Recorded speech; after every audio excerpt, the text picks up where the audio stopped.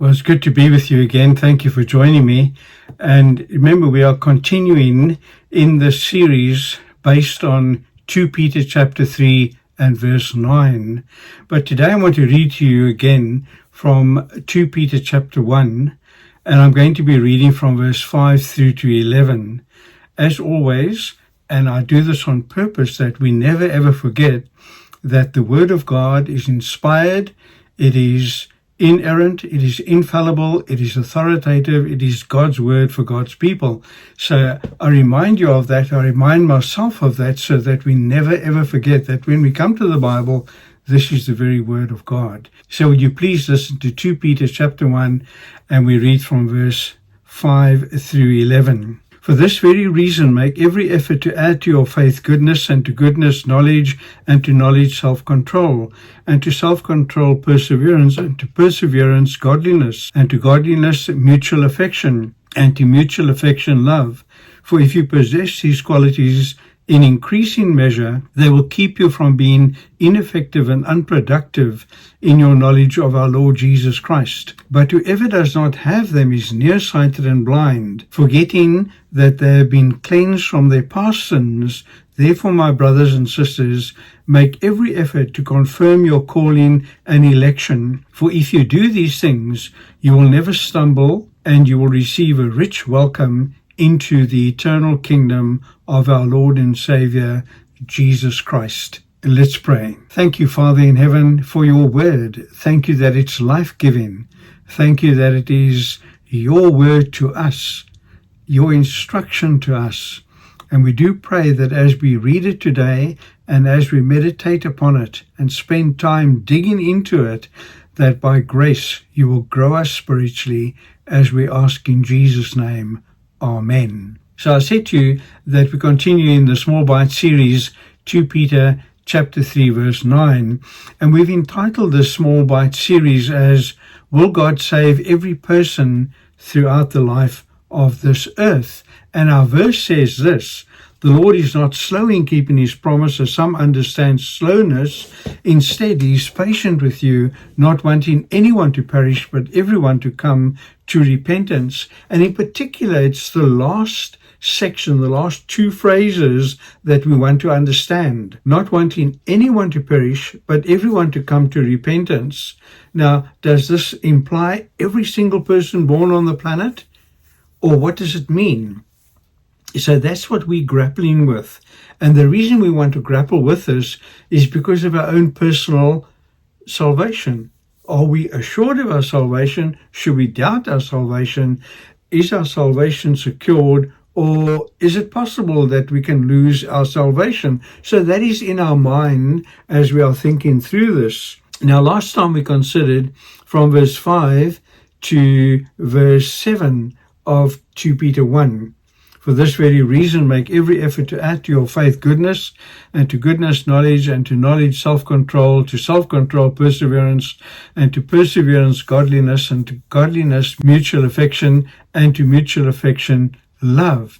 Now I want you to look at verse 8. For if you increase these qualities in increasing measure, they will keep you from being ineffective and unproductive in your knowledge of our Lord Jesus Christ. Now, the word increasing there means multiplying over and over, bearing fruit.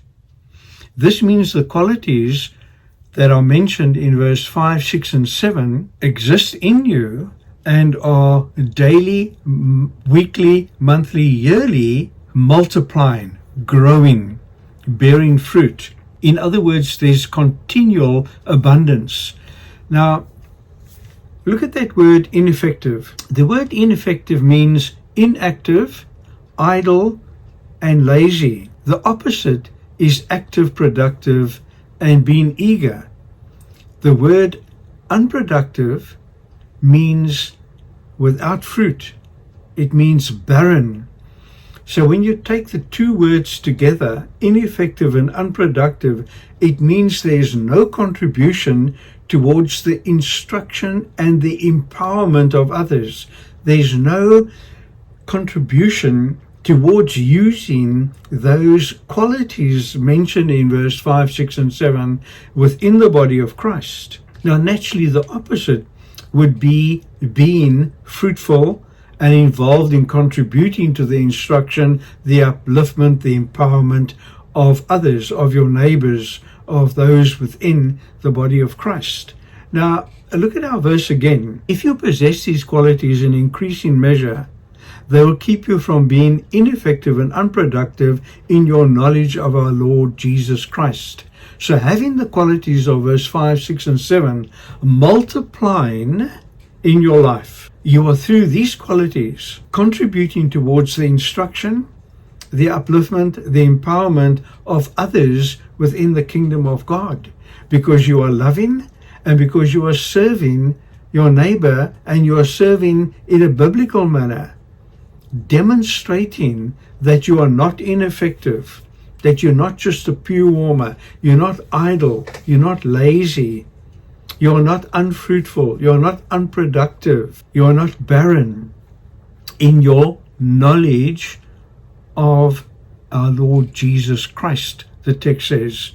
So your faithful obedience in loving God and in loving others makes you grow effectively and productively in your experiential knowledge of your Lord and Savior, Jesus Christ. And this is what gives you the assurance that your salvation is genuine and secure. Look at another aspect of assurance of salvation that Peter speaks of. Look at verse 9. But whoever does not have them is nearsighted and blind, forgetting that they have been cleansed from their past sins. So loving God by loving your neighbor through instruction, upliftment, empowerment, through the continual developing and producing of the qualities listed in verses 5, 6, and 7 shows that you are not blind to your salvation experience. Rather, you remember God in grace has forgiven you of your past sins, that God in grace has cleansed you, that in grace He has justified you, that in grace He has sanctified you, that in grace He has adopted you to become part of His eternal family. And all of that proves that your salvation is genuine. So you've been saved, and you shall be saved. In other words, you are saved, that's the past, and you shall be saved, that is the future. But in the present, you are also being saved. And so Peter, under inspiration, writes in verse 10, make every effort to confirm your calling and election. Now remember, God chose the elect in eternity past. And in the history of this world, in the history of your life, God called you out of the world and He called you into His kingdom. And Jesus says of you, if this is you, Jesus says this of you in John chapter 10, my sheep listen to my voice, I know them, and they follow me. I give them eternal life, and they shall never perish. No one shall snatch them out of my hand. My Father who has given them to me is greater than all.